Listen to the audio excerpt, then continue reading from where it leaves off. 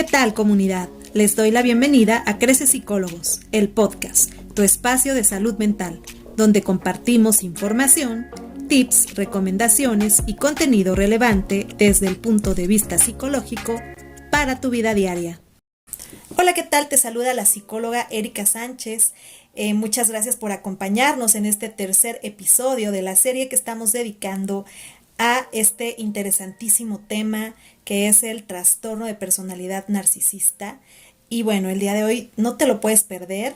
Como ya es costumbre, cada tema que nosotros queremos brindarte está cargado de información importante, profunda, que seguramente te será de gran ayuda.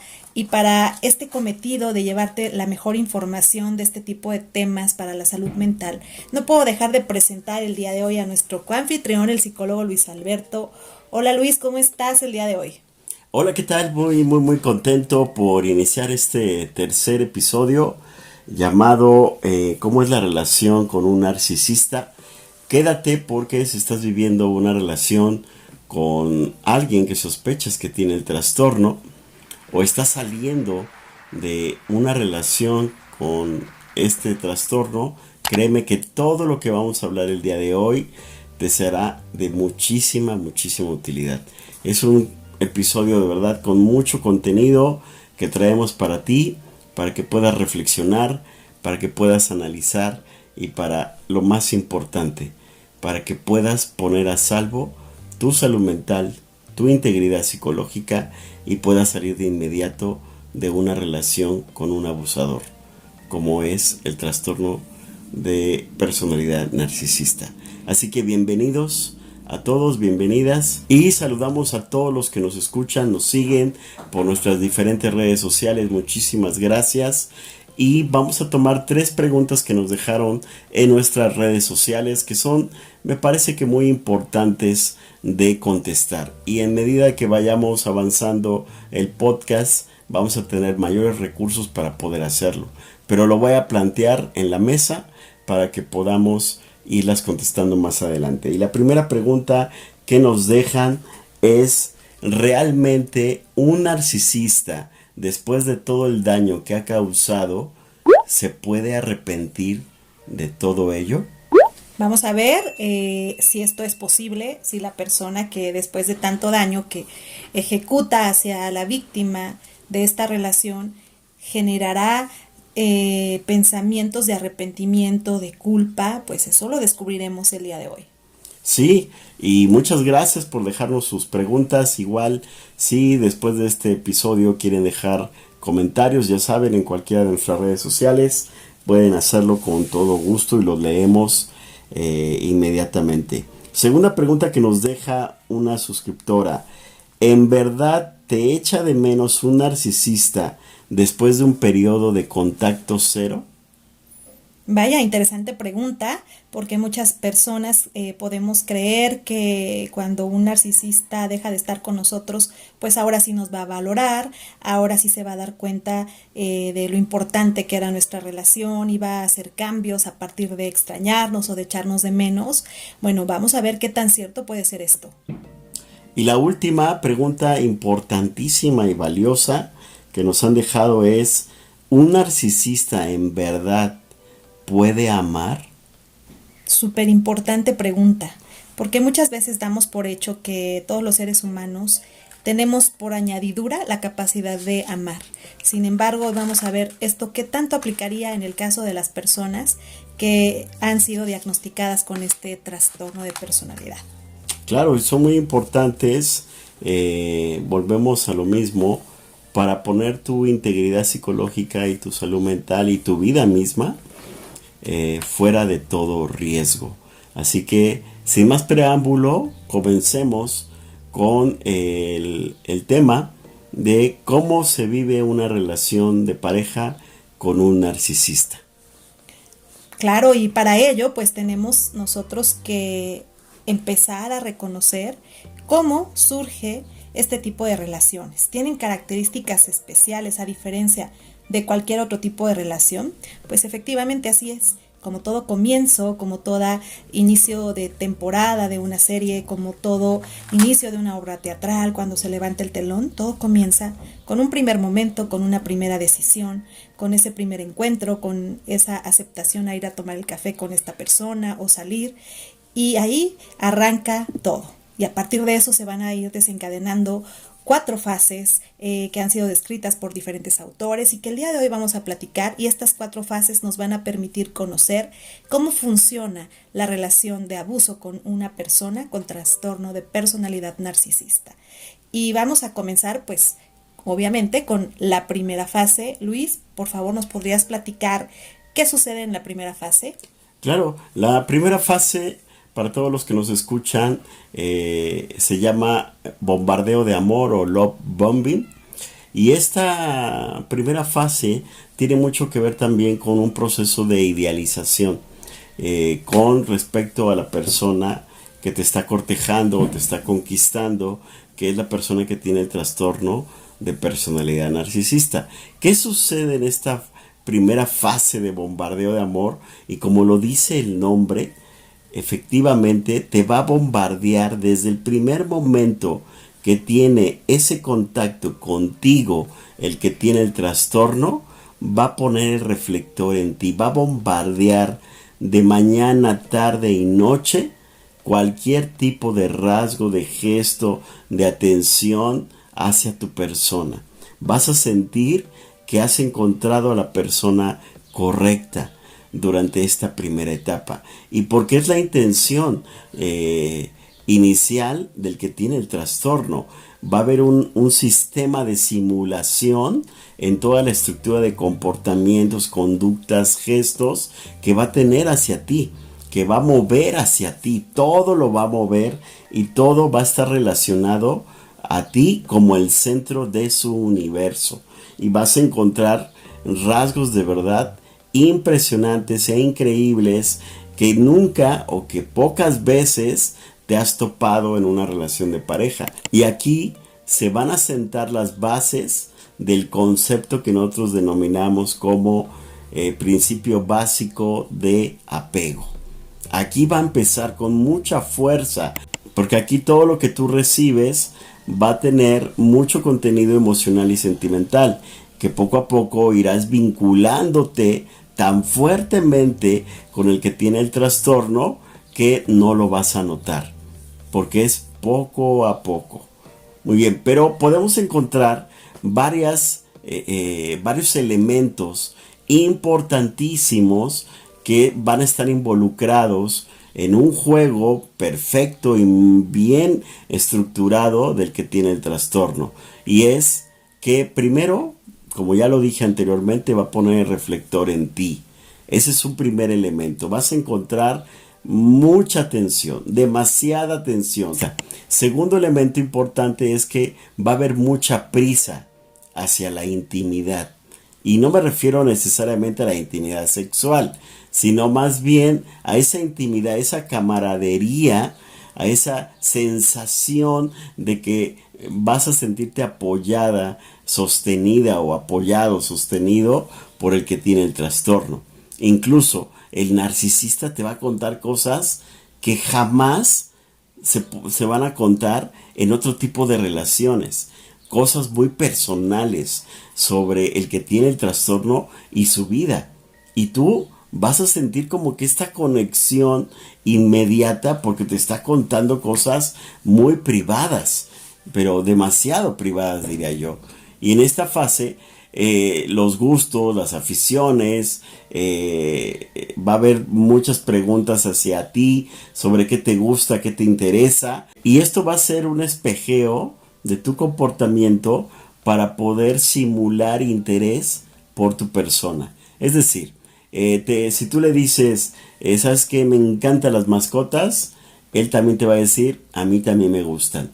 Si a ti te dice, ¿sabes qué? Es que a mí me gusta llevar las relaciones de pareja poco a poquito, él te va a decir, yo también así me gusta, poco a poquito. Si tú le dices cualquier cosa que tú le digas, el reflejo de esto lo vas a ver en sus propias palabras. ¿Por qué? Porque quiere conquistarte, quiere agradarte. Entonces, este es otro elemento muy importante. Otro es que todo el tiempo te va a estar escuchando con mucho detalle, y también te va a estar ofreciendo mucho apoyo en todas las circunstancias que tú vivas durante este primera etapa. Así es, esta inundación de atención, de interés hacia tu persona, de tratar de conectar contigo en todo lo que para ti es importante, va a permitir que tú bajes en esta etapa todas las barreras que los seres humanos tenemos pues al inicio de conocer a alguien. En este tipo de relación, tus barreras se van a ir debilitando porque te vas a sentir en mucha conexión y en mucha confianza rápidamente con esta persona.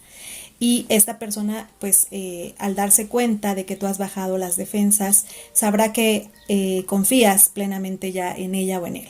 Y esto será utilizado para adentrarse pues con mucha más facilidad y habilidad a tu vida.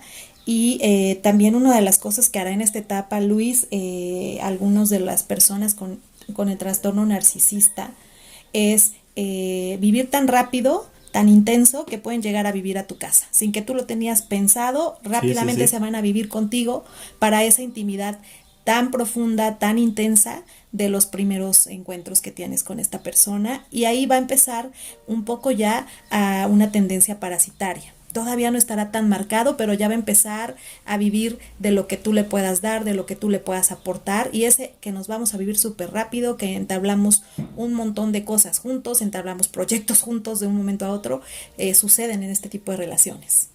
Sí, y aparte de todo esto, como ya lo hemos dicho, el apoyo de verdad va a ser incondicional. Si te peleas con una amiga, vas a recibir un consejo de parte del que tiene el trastorno. Si tienes un día pésimo en el trabajo, vas a tener su hombro. Si te has peleado con la familia, vas a tener el hombro para poder desahogarte. Es decir, lo que se necesita o lo que él intenta hacer en esta etapa es que seas tú el foco de la atención de todo y para todo. Y además, todo el tiempo va, como ya lo hemos explicado, va a ser de espejo hacia todo lo que tú digas, tú necesites o tú tengas. Hay un artículo muy interesante que yo quisiera compartirles de los autores Donald Klein y Michael Lebowitz, en donde él comenta que en el proceso de enamoramiento que todos tengamos trastorno o no tengamos trastorno, en donde el cerebro es inundada por esta sustancia, y que se llama feniletilamina. Y a tanta inundación de esta sustancia, cuando nos estamos enamorando o durante todo este proceso, el cerebro también empieza a segregar por respuesta inmediata otras sustancias muy importantes, que son algunos neurotransmisores que participan en este proceso de enamoramiento y que puede explicar de manera química qué es lo que sucede con nosotros. Así es, estas sensaciones de estar como en la rueda de la fortuna, en una montaña rusa, las maripositas en el estómago, todo eso que hace referencia a la etapa de enamoramiento, que pues todos los que hemos pasado por enamorarnos de alguien, pues seguramente nos sentimos identificados con estas sensaciones. Pues estas sensaciones son explicadas por la química del amor, ¿no? Hay un proceso fisiológico, químico a nivel del cerebro que se está desarrollando cuando nosotros nos estamos enamorando, y como dice Luis, diferentes sustancias, por ejemplo la oxitocina, una sustancia que es endógena, es decir, que la podemos producir dentro de nuestro mismo cuerpo, va a liberar transmisores como la dopamina, la noradrenalina, la serotonina, que son sustancias relacionadas a la sensación de placer, de bienestar, de deseo, de motivación, y que por supuesto cuando estamos experimentando estas sensaciones pues queremos más de ello, de tal modo que también se puede activar un sistema de parecido al sistema que se activa cuando estamos frente a un tema de adicción, es el sistema de recompensa. Es decir, me siento muy a gusto recibiendo este mensaje que dice te amo, eres lo máximo, y entonces se activan todos estos mecanismos y voy a querer más y más, y voy a estar entonces esperando con ansias el siguiente mensaje, activándose este sistema de recompensa. Ahora, Esto hay que entender que en el caso de estar en una relación con una persona con trastorno narcisista, pues va a tener diferencias. No va a ser igual que en una relación en donde no existe pues esta tendencia al abuso que va a ser característica en una relación con un narcisista o una narcisista.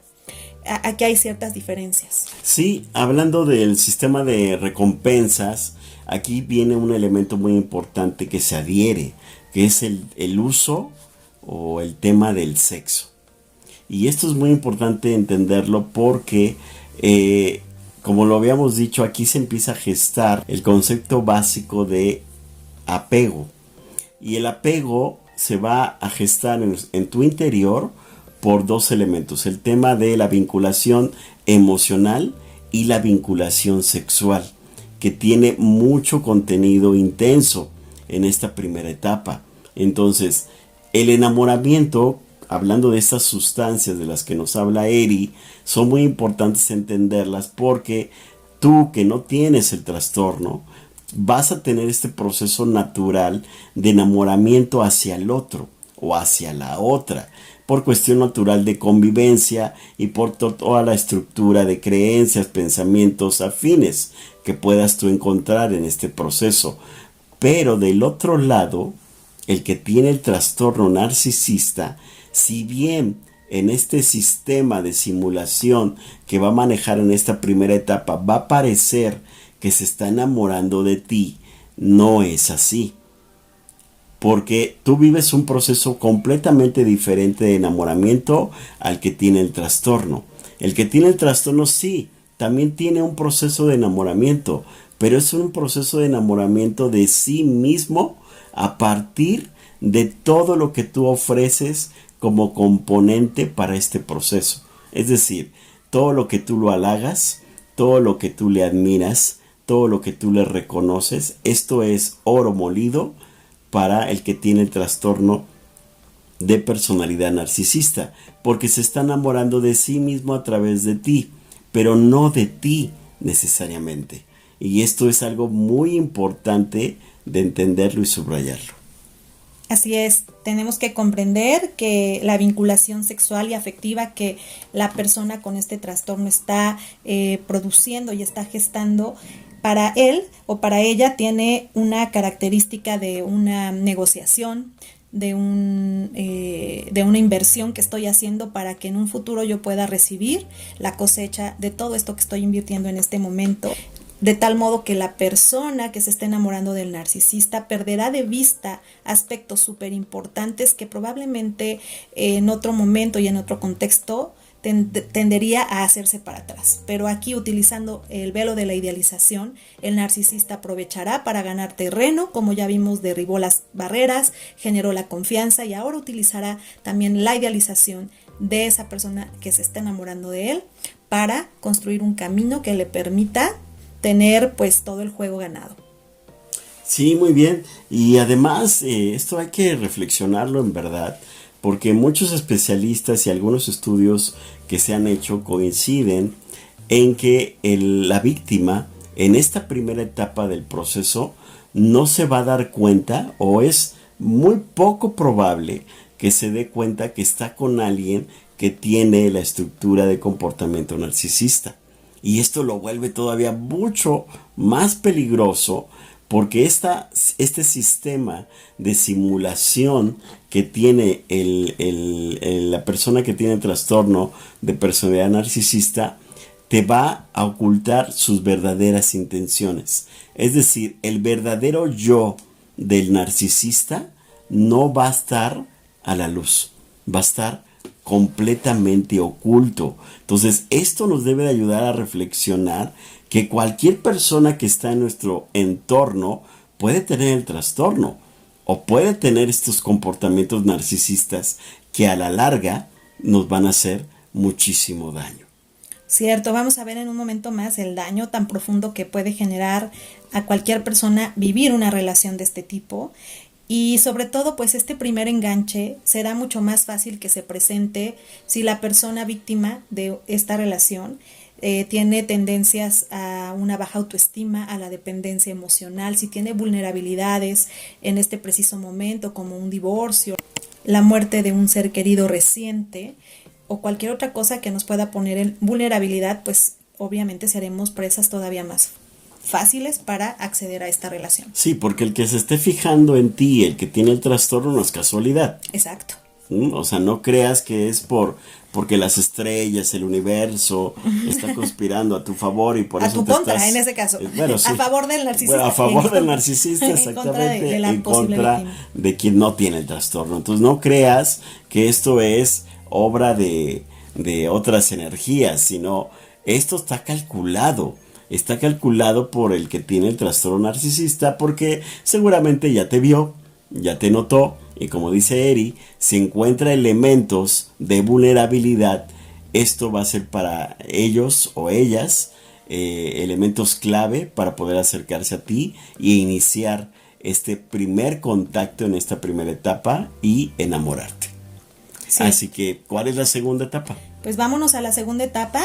Aunque antes de pasar a la segunda etapa, yo tengo una pregunta, Luis. Ya sabemos que sí hay banderas rojas al inicio, ¿no? O sea, eso sí lo hay. Ya vimos por qué las personas que se están enamorando de un narcisista no las ven. Ya va a haber signos. De hecho, muchos autores hablan que el hecho de que una relación vaya tan rápido ya tendría que ser algo que nos haga ruido, que nos haga pensar si estamos o no con la persona correcta. Sí va a haber señales claras, contundentes, pero obviamente al estar tan inundados de tantas sustancias o tantos neurotransmisores que el cerebro está segregando por este proceso psicosocial del enamoramiento, pues no las vas a ver o las vas a minimizar o ni siquiera las vas a querer tomar en cuenta en esta primera etapa por todos esos componentes de tanta intensidad y de vinculación en el tema emocional, afectivo y también en el tema sexual. Pero sí existen esas banderas rojas, nada más que no somos capaces de observarlas. Claro, porque además estamos llenando muchos huecos emocionales en ese momento con esa relación y decimos, wow, esta es mi alma gemela, nunca pensé encontrar a alguien así, o la conexión sexual que tengo con esta persona es lo máximo, o sea, voy a encontrar muchos elementos para continuar a pesar de que pueda haber focos rojos a los cuales hay que detenerse. Sí, digo, si tú conoces a alguien por primera vez y en esa primera vez te empieza a contar cosas que tú jamás contarías en una primera cita. Sí, o las primeras, segunda o tercera. Sí, o ya es un foco de alarma. Sí, claro. ¿No? Impresionante. O sea, ya te cuenta cosas muy profundas. Muy personales. O te cuenta cosas muy personales. Debe ser un foco de alarma para ti, para decir, ¿qué está pasando? ¿Vale? Porque estas vinculaciones tan profundas y tan estrechas entre uno y otro no son comunes. No. Hay algo que no está funcionando bien y es importante que en este momento lo dejamos muy claro. Y añadiendo a esto, la importancia de enamorarnos lentamente, como lo dices, Luis, ir con calma, conocer bien antes de dar cualquier otro paso y siempre estar pendiente de los focos rojos desde el comienzo de una relación. Esto nos puede evitar muchas cosas y por supuesto en la medida de lo posible nutrir nuestra autoestima, estar lo más sanos posibles a la hora de conocer personas. A veces esto pues es imposible o es un ideal, pero en la medida de lo posible trabajar en nuestra autoestima puede ser una buena recomendación. Y bueno, pues ahora sí estamos listos para irnos a la segunda etapa en este ciclo narcisista. Porque no todo es bonito, no todo es bello. No todo es color de rosa. No, tenemos que pasar a la siguiente etapa y es irreversible no hacerlo. Así que en esta segunda etapa cuéntanos qué pasa porque yo creo que todo se desconfigura. Así es, todo empieza a cambiar de un momento a otro. Una vez que la persona con este trastorno ya detectó que su víctima está completamente en sus redes, que está completamente enganchada, entonces va a comenzar la etapa de devaluación. En esta etapa, el narcisista o la narcisista se empieza a quitar la máscara y va a empezar a tener comportamientos que a cualquier persona le pueden sacar de contexto de lo que espera de la otra persona. Empieza a haber comportamientos extraños, burlas, engaños, mentiras, adulterios, abusos, ya empieza a haber un abuso a tu persona, tanto en lo emocional, lo físico, lo psicológico, lo espiritual y también en lo financiero. Ya empieza a haber este abuso en el uso de tus recursos económicos, en todo lo que la persona puede obtener de ti. Aquí vamos a ver que empieza a ser arrasador. Y bueno, cabe destacar que esta fase de devaluación es la más larga que se va a presentar en una relación narcisista. Y además de ser la más larga, de hecho podría ser incluso la relación en sí, porque la fase que vimos anteriormente es realmente corta. El narcisista no puede sostener toda la vida su mentira, obviamente está mintiendo, está jugando un juego, está poniéndose una careta, y eso va a ser muy corto, el tiempo de inversión. Pero esta fase de devaluación va a ser muy, muy, muy fuerte, muy profunda y muy duradera. Y aquí es donde vas a ver el verdadero yo en toda su plenitud del que tiene el trastorno de personalidad narcisista. Hay muchos estudios que comentan que estas personalidades psicopáticas lo que quieren es, en esta etapa, robarte todo lo que ve de ti. Y lo va a hacer, créeme, lo va a desarrollar y te va a quitar la paz, la tranquilidad, tu integridad psicológica, tu salud mental, y te va a dejar vacío en muchos sentidos. Y lo va a hacer ¿cómo? Con diferentes estrategias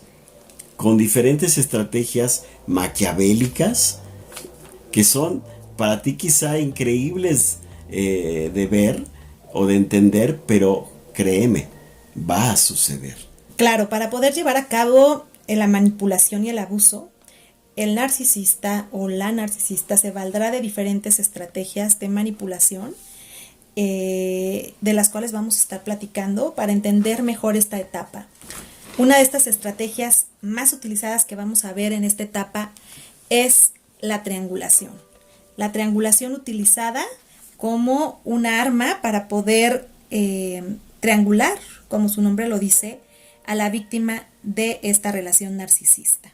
¿Y a qué se refiere esto de la triangulación dentro de este tipo de relaciones? Pues bien, esto es la aparición intencionada y abrupta de una tercera persona dentro de esta relación. Esta persona no aparece mágicamente, sino que el narcisista la va a buscar y la va a traer a la relación para lograr diferentes cometidos. Uno de ellos, provocar en la víctima una sensación de inseguridad constante que genere que la víctima tenga la sensación de que tiene que estar demostrando constantemente por qué su pareja la tiene que elegir una y otra vez. El provocar en la víctima inseguridad, celos, llevará a que la persona víctima de esta relación empiece a autodesvalorizarse a partir de todo lo que le va a decir el narcisista o la narcisista. Por ejemplo, mira, este amigo o mi ex tuvo más detalles que tú, ella me trató mejor que tú, y entonces tú vas a decir, hoy a lo mejor yo estoy fallando como pareja.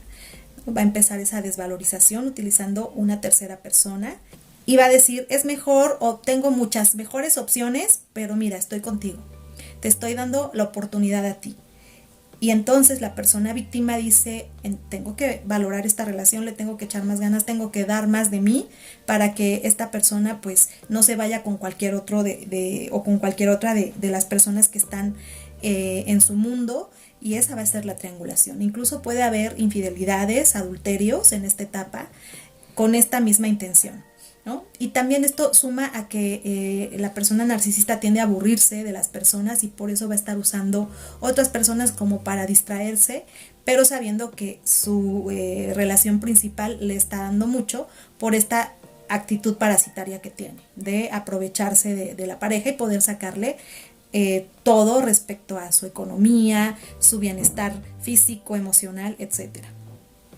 Muy bien. Oye, ¿y esta triangulación puede ser solo con otra persona que tenga que ver en tema amoroso, o puede usar para triangular a un hijo, a un padre, a una madre, para poder hacer la triangulación? Totalmente, la triangulación es utilizar a cualquier tercer persona que pueda ayudar al agresor o al narcisista a hacerle dudar de sus acciones, a hacerle sentir inseguridad a la persona víctima de esta relación. No, muy bien.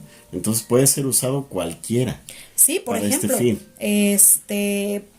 Si hay un hijo en esa relación, yo puedo, el narcisista puede generar en el hijo, oye, mira, cómo tu mamá o cómo tu papá están siendo conmigo, para poner de su lado al hijo y entonces hacer sentir mal a la víctima de la relación, de que no está haciendo lo suficiente como padre o como madre, ¿no?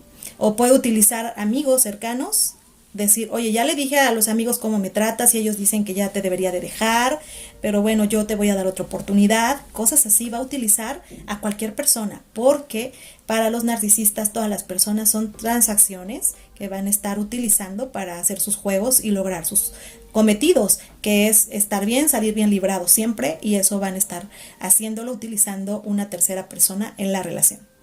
Híjole, qué interesante, porque aquí empieza un proceso de sometimiento en todos los sentidos, y ahorita vamos a ver otras estrategias psicológicas que usa el que tiene el trastorno narcisista, y todas son usadas en simultáneo, como efecto dominó, y esto es impresionante. Otra de las estrategias de manipulación, pero es una manipulación muy sutil, que ya hemos hablado en el canal de YouTube que tenemos, que ahí tenemos contenido exclusivo, que si no han ido a ver este video, yo les invito a que lo vayan a ver con total detenimiento, porque hablamos de la manipulación psicológica más sutil que existe, que es el gaslighting. Y es muy importante entenderlo. Pero aquí les voy a dar unos puntos para que ustedes puedan comprender la importancia de este tipo de manipulación, que en verdad es muy dañina, porque nos va a llevar al final de toda esta etapa, o va a llevar a la víctima al final de esta etapa a darse cuenta de todo el deterioro postraumático que va a tener. ¿Qué es el gaslighting en general? Pues es una estrategia de manipulación que se produce en las relaciones, sean estas sentimentales o no, pero hablamos de esta que sí es sentimental, emocional, en la que la persona que manipula consigue que la víctima dude de su percepción, dude de su memoria o dude de su propio juicio con respecto a interpretar su propia realidad. En definitiva, es una forma de abuso emocional que se puede poner en marcha como la anterior que comentaba Eric, que es la triangulación, y las siguientes que vamos a ver a continuación. Pero este concepto del gaslighting viene verdaderamente solo de una película que se filmó en los 40s por el director George Cukor, que le da el nombre a este fenómeno. La película se llama Gaslight. Así que si la quieres ver, búscala, seguramente en alguna plataforma o en YouTube la puedes encontrar, porque ahí vas a encontrar, o la trama de la película, vas a encontrar que es una rica heredera que tiene muchas propiedades, tiene un estatus, tiene mucho poder, tiene mucho dinero, y se casa con un hombre que busca quedarse con toda su fortuna.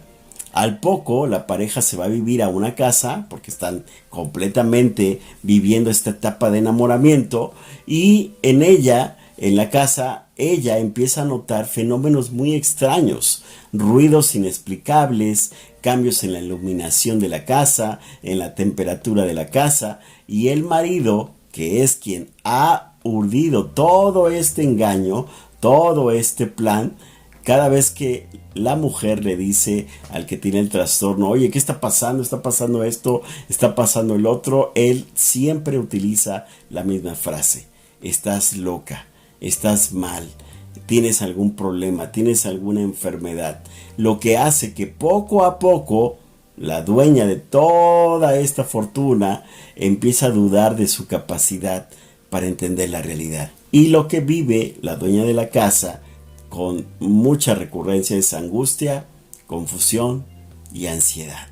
Entonces, imagínense esta trama de las que estoy hablando. No es tan alejada de lo que puede vivir alguien como víctima de alguien que tiene el trastorno de personalidad narcisista. Y esto es lo que hace el gaslighting. Y lo hace muy peligroso. Porque con el tiempo, con todas las acciones, comportamientos que va teniendo el que tiene el trastorno narcisista, hace dudar a su víctima. Hace pensar que verdaderamente ella o él está equivocado, que está imaginando, que está erróneo en cómo interpreta lo que está viendo o lo que está analizando, y por eso lo hace demasiado peligroso. Claro, ya tenemos un video, como lo dices, Luis, acerca de este tipo de violencia, que es bastante delicado porque efectivamente impide que la persona pueda tener contacto con la realidad, empieza a dudar de la realidad que percibe, y esto pues es una puerta fácil para abrir hacia la manipulación.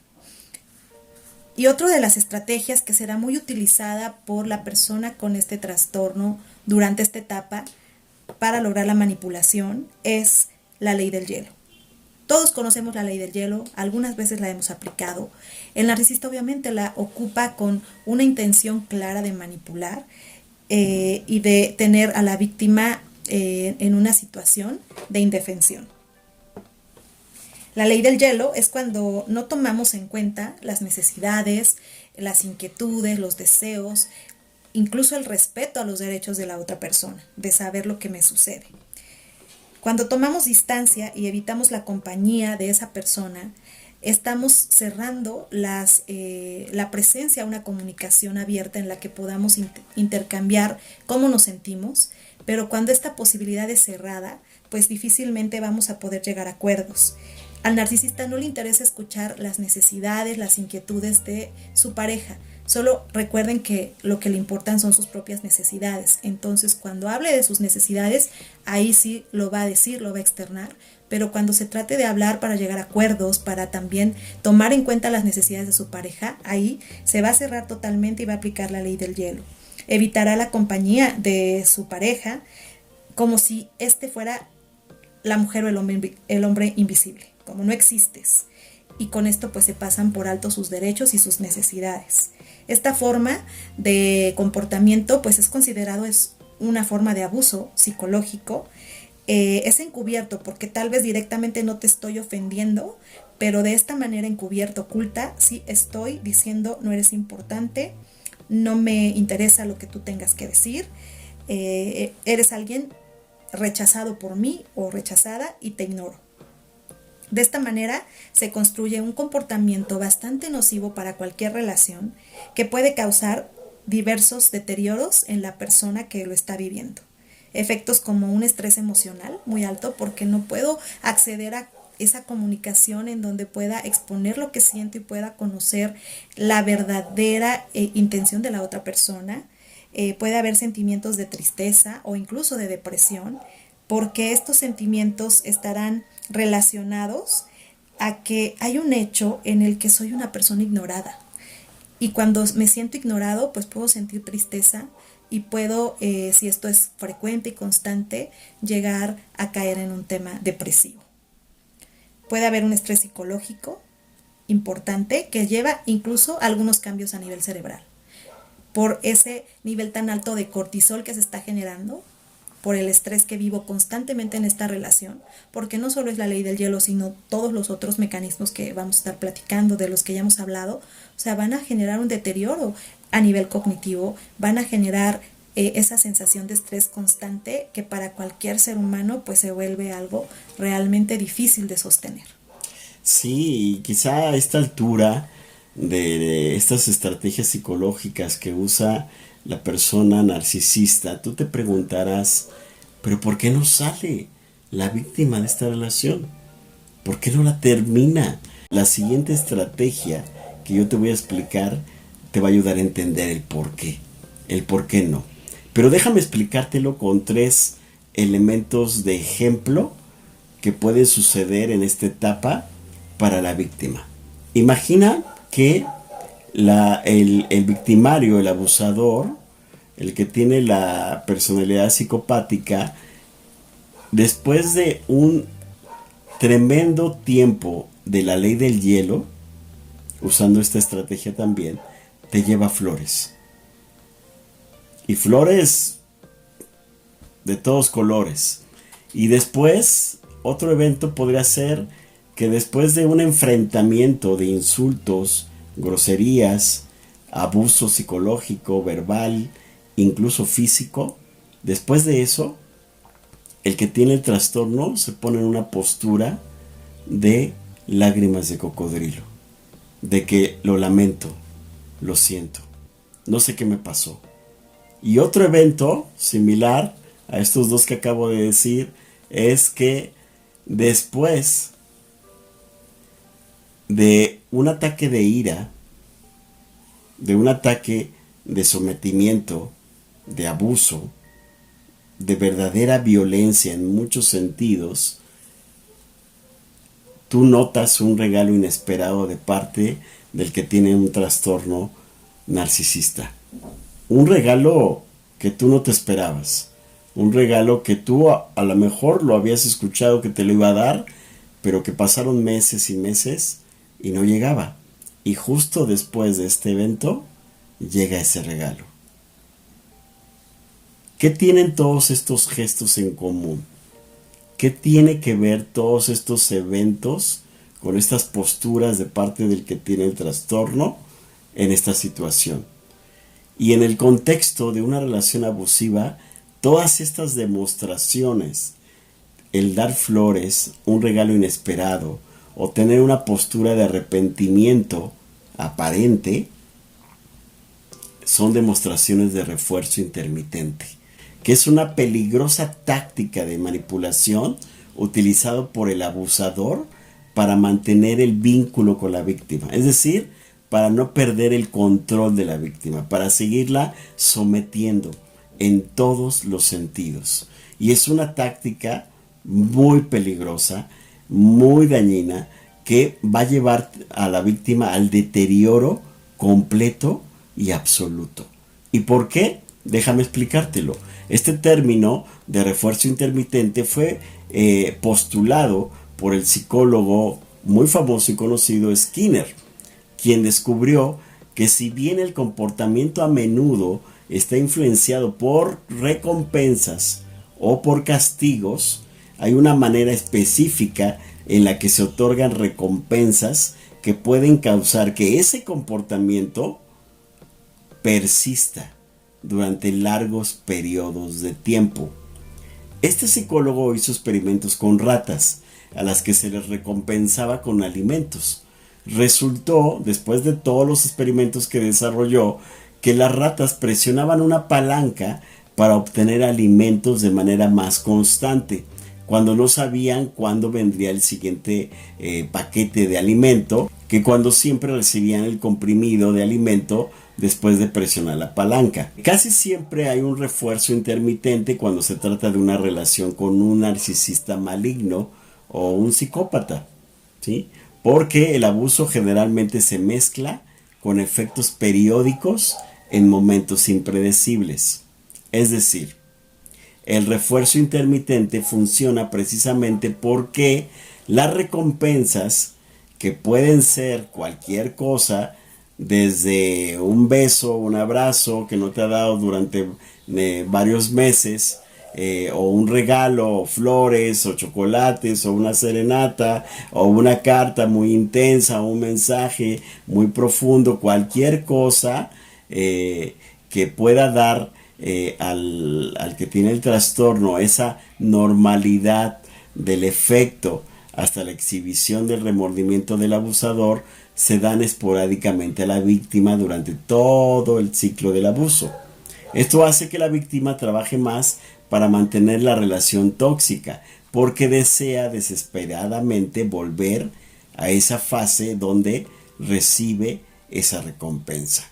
Entonces, aquí está la respuesta del por qué alguien que ya está de manera profunda en esta estructura de ciclo del abuso narcisista no puede terminar la relación con esta persona tóxica, porque irremediablemente está esperando que esto cambie, que otra vez vuelva a ver esa personalidad linda, hermosa, donde ponía el reflector en ella o en él, en donde encontró la parte más impresionante e increíble de quien se enamoró.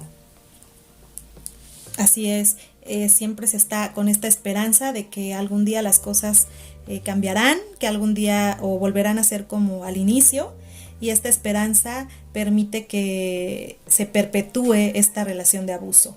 Esta esperanza que está reforzada por este tipo de estrategias que son altamente manipulatorias. Sí, aparte el refuerzo intermitente causa una fuerte adicción, de lo que hablábamos hace unos momentos. Claro, por la química del cerebro. Sí, por la química del cerebro, y aparte porque la persona víctima está esperando esa recompensa inmediata que necesita para darle sustento a por qué mantengo esta relación. Y entonces al estar esperando va a recibir, sí, recompensa, pero también va a recibir daño constante. Y entonces se vuelve adictiva esta relación.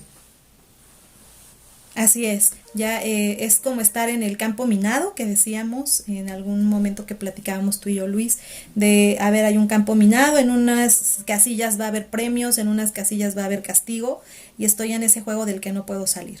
Avanzo hacia una casilla, me sale un premio, qué padre, entonces quiero seguir, y de pronto avanzo a otra casilla y me sale una bomba y digo, ay no, ya no quiero seguir, pero sí, porque a lo mejor lo que viene ya va a ser un gran premio, y me continúo en el juego con la esperanza de ese premio que en algún momento puede llegar. Pero bueno, la triste noticia en este caso es que esperar que reaparezca esa maravillosa persona de la que te enamoraste, de la que te enganchaste, es esperar en vano, porque esa persona pues no existe. Sí, fíjate que la doctora Susan Campbell, que es profesora asistente en el Departamento de Psiquiatría y Ciencias del Comportamiento de la Universidad Johns Hopkins, en su artículo Bad Boys, ustedes van a encontrar que ella dice textualmente lo siguiente: la dopamina realmente fluye más fácilmente cuando las recompensas son intermitentes, así, o cuando ves que él o ella es amable contigo a veces, pero no siempre. Su gran falta de fiabilidad pone en marcha tus neuronas de dopamina. Y esto es el concepto que hablamos de que este tipo de relaciones son altamente adictivas. Así es, porque vamos a decir, bueno, sí, se portó mal, pero pues tiene buenos momentos. Y esos buenos momentos que son minúsculos y que son de repente, nos mantienen anclados a la relación. Así es. Otro de los procesos importantes que se suscitan en esta etapa de la relación con un narcisista o una narcisista es el vínculo traumático. Vamos a conocer este concepto para entender mejor qué es lo que sucede en una persona víctima de esta relación, que permite que el mismo o la misma continúe a pesar de estar sufriendo abuso constantemente. Y para entender esto del vínculo traumático, tenemos que empezar por definir qué es el trauma. Bueno, para ello vamos a hacer una distinción entre un trauma agudo, que es este que se genera ante una situación específica de alto impacto que afecta a nivel emocional o físico a una persona y que va a provocar una serie de malestar muy profundo de estar sometido a este nivel alto de estrés que le ha generado esta experiencia, ya sea, por ejemplo, un tema de algún temblor, un tema de algún abuso sexual que se da en un específico momento. Bueno, ello genera una situación traumática. Pero también existe otro tipo de trauma, que es el trauma relacional o crónico. Este es el que se sufre cuando hay situaciones que se perduran o que se prolongan a lo largo del tiempo, cuando estamos viviendo una relación de abuso en donde constantemente sufrimos algún tipo de malestar, maltrato psicológico, emocional, y que no salimos de él, ¿no? Sino que lo estamos recibiendo con constancia. Por ejemplo, los chicos que sufren abuso dentro de sus escuelas, mejor conocido como el bullying, en las empresas también pueden las personas estar sometidos constantemente a abusos, y el estar en este tipo de vinculaciones también produce una situación de trauma. porque estoy sufriendo constantemente un malestar, un desequilibrio en mi vida emocional y en mi vida física. Cuando estamos en un divorcio difícil, esta separación se vuelve también un tema traumático para quienes lo están viviendo.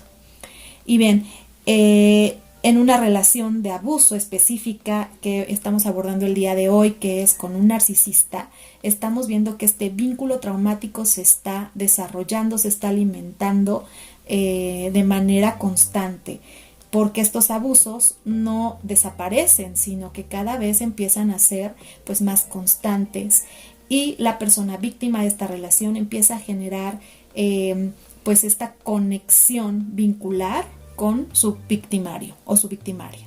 Para entender que esta fuerte vinculación es la que permite que la relación continúe y que dificulta mucho la ruptura, tenemos que en el año de 1981, Donald Dutton y Susan Painter desarrollaron una teoría llamada el vínculo traumático.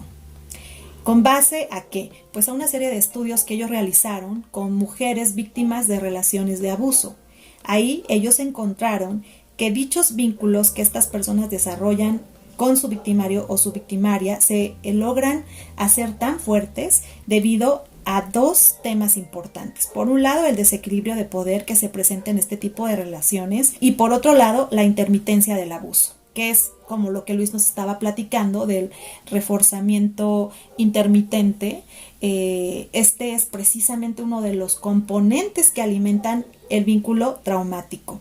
Esto es muy parecido a algo que seguramente muchos de quienes nos escuchan han tenido alguna información al respecto, y es el síndrome de Estocolmo. El síndrome de Estocolmo explica por qué hay personas que suelen sentirse identificadas con sus victimarios.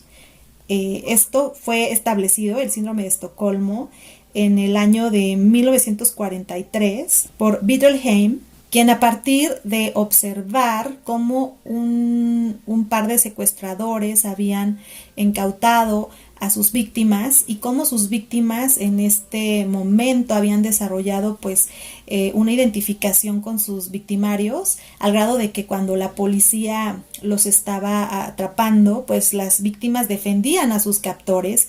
Esto le resultó muy interesante a este autor, y entonces desarrolló toda esta teoría del síndrome de Estocolmo, en donde la víctima incluso defiende a su victimario. Bueno, este tipo de vinculación es muy parecido a esto que estamos hablando el día de hoy, que es el vínculo traumático, en donde la persona víctima de esta relación narcisista incluso puede defender a su pareja que le está haciendo abuso, que le está haciendo algún tipo de violencia, y ahí se queda en esa relación sin poder salir.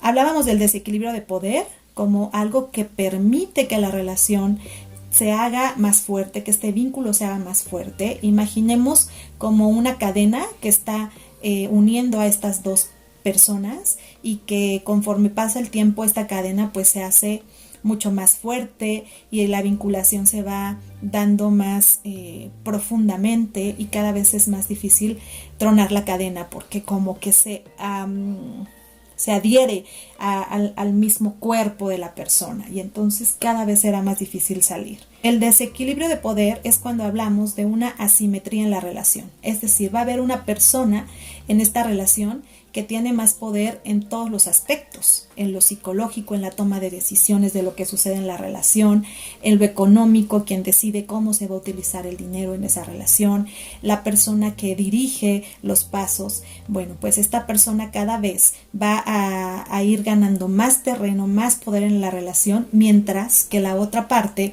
de la relación, todo lo contrario, pierde capacidad de decisión, pierde la oportunidad de decir lo que piensa, se pierde la atención a sus necesidades, y todo empieza a jugar, o todo empieza a virar en torno a la persona de mayor poder en esta relación.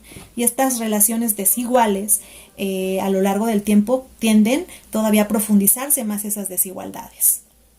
De modo tal que la persona víctima de esta relación va perdiendo su identidad, su autoestima, su valía personal se va desvalorizando, como una especie de relación simbiótica en donde la víctima está conectada como con un cordón umbilical imaginario que la mantiene atada a esa persona que le está haciendo daño.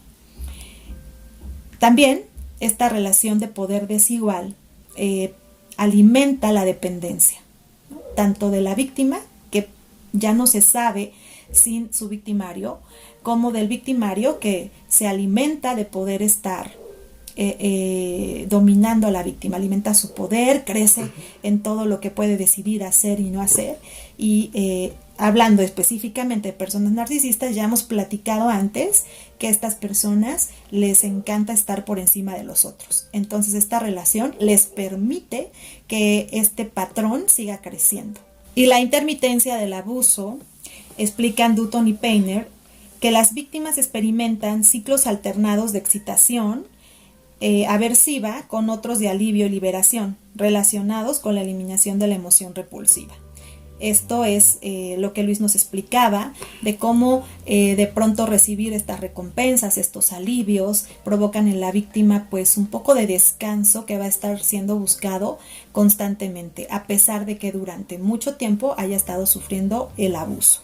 Qué interesante es este fenómeno, este proceso psicológico, que si ya se dan cuenta los que nos están escuchando, esto ya sucede de manera interna en la víctima. Ya no es una estrategia usada por el que tiene el trastorno narcisista, sino que ya con el tiempo, en esta fase número 2 de evaluación, es lo que ya empieza a suceder psicológicamente, hablando de daño y deterioro en la víctima, como es este punto del vínculo traumático. Sí, y a propósito de ello, me encantaría poder recomendar a nuestros escuchas un libro donde podemos profundizar más acerca de estos temas. Si a ti te está interesando esto, pues te invito a que puedas leer el libro Amor Cero, del autor Iñaki Piñuel, quien plantea de manera muy práctica la relación con una persona con estas tendencias psicopáticas y narcisistas. Y a propósito de ello, el doctor Piñuel también nos habla de un concepto que me parece súper interesante, al decir que la víctima genera una lealtad demencial en su pareja tóxica. Y él sugiere que pongas mucha atención a detectar si tú tiendes a desarrollar este tipo de lealtades hacia quien te hace daño. Pone algunas preguntas para identificarlo. Solo voy a mencionar unas 3 o 4 para que más o menos veamos a qué se refiere. Y él dice que tú puedes presentar lealtad demencial cuando te obsesionas por personas que te han hecho daño y que hace tiempo están fuera de tu vida, y aún así te preguntas qué será de ellas, qué estarán haciendo, o sigues pensando en ellas a pesar de que sabes que no deberías hacerlo. Otro punto que pone aquí es cuando sigues jugando a ser honesto y leal con personas que te han hecho daño o que incluso te han destruido, cuando no eres capaz de distanciarte de relaciones perjudiciales o tóxicas, cuando eliges seguir en un conflicto con personas nocivas con las que te costaría poco o nada cortar todo contacto o relación, cuando guardas el secreto respecto de la explotación y abuso que has sufrido por personas nocivas sin atreverte a contarle a nadie los abusos o daños que has sufrido para taparlas o encubrirlas. Estos son solo algunos ejemplos. Él habla de 14 puntos que los podemos encontrar en este libro, y al encontrarnos con estas características, pues la sugerencia inevitable es acudir con apoyo para desvincularnos de este tipo de situaciones tan traumáticas. Tiene mucho que ver con estos elementos que comenta el doctor Piñuel, que sucede a partir del daño o el deterioro postraumático de la convivencia o la experiencia con alguien que tiene una estructura de comportamiento narcisista. Y para entrar en el tema de la indefensión aprendida, y también algunos expertos la han denominado como impotencia aprendida, y quiero que le pongan mucha atención al término aprendido. Significa que esto se ha desarrollado a partir de la experiencia traumática, y así como se ha desarrollado, también se puede aprender a retirarlo, y eso ya lo hablaremos un poquito más adelante. Entonces, este término utilizado en psicología para hacer referencia a aquellos seres humanos que han aprendido a comportarse de forma pasiva ante todo tipo de problemas, es lo que tiene que ver con este término de la indefensión aprendida. Y por lo general, estas personas sienten que son incapaces de hacer nada o que no pueden hacer nada ante los estímulos externos que están viviendo de manera recurrente, en verdad o en la realidad. Tienen un montón de oportunidades auténticas y genuinas para poder cambiar su propia situación. Pero la profundidad de la indefensión aprendida es que se quedan inmóviles ante ello. Y aquí quiero citar a un autor que es Jorge Bucay, que lo puedes encontrar en YouTube, en un cuento que él utiliza de manera terapéutica que se llama El elefante encadenado. Puede ayudarte a entender y a comprender cómo funciona la indefensión aprendida de una manera más práctica. Y en ese cuento, él explica en ese cuento que un pequeño va al circo y en todo el espectáculo, cuando todavía se usaban animales para el espectáculo, él se le queda observando a ese elefante enorme, majestuoso, increíblemente fuerte, que no se mueve del lugar donde lo han colocado y solamente lo detiene una cadena con una estaca al suelo. Y el pequeño le pregunta a su padre, ¿por qué si es un animal tan gigantesco, tan grande, tan enormemente poderoso, para que con un solo movimiento de su pata trasera, si él tuviera la decisión de hacerlo, él podría zafarse de esa cadena con una estaquita ahí media puesta o mal puesta en el suelo? Y el padre no sabe qué contestarle. Entonces, en medida que va creciendo ese pequeño, él va entendiendo y él va comprendiendo el porqué. Y él comprende que lo han manipulado tanto durante tantos años y durante tanto tiempo que el elefante ha empezado a creer en que realmente no puede contra la estaca y la cadena, aunque en la realidad sí podría hacerlo. ¿Por qué surge la indefensión aprendida? Habitualmente este problema psicológico surge cuando un sujeto se ha enfrentado en repetidas ocasiones a determinadas situaciones sin que sus actos o sus intentos de salir hayan provocado un efecto positivo en la problemática que está viviendo la víctima. Esto acaba derivando en una sensación de impotencia y en la percepción de que aquello que le rodea es incontrolable y que por lo tanto lo mejor o la mejor decisión que ellos pueden tomar es no hacer nada y fluir con la experiencia que están teniendo en ese momento. Ahora bien, ¿qué consecuencias tiene la indefensión aprendida? Las personas que sufren este proceso o este fenómeno psicológico acaban desarrollando una serie de problemas adicionales que en concreto podemos verlos de la siguiente manera. Uno, pues pueden tener una paralización cognitiva y conductual ante problemas que requieren una rápida respuesta.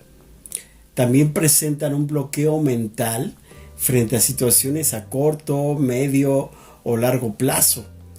Tienen una necesidad de huir de los problemas porque no se sienten capaces para resolver incluso hasta problemáticas tan sencillas y básicas dentro de sus entornos tanto familiares como del entorno laboral en donde ellos se están desarrollando.